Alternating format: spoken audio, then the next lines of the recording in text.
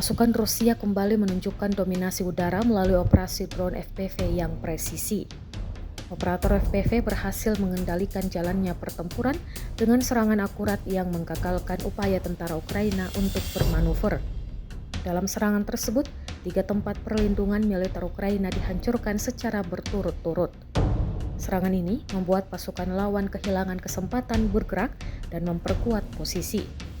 Momen serangan yang dikendalikan dengan stabil itu terekam kamera dan diunggah di Telegram Selasa 9 September 2025.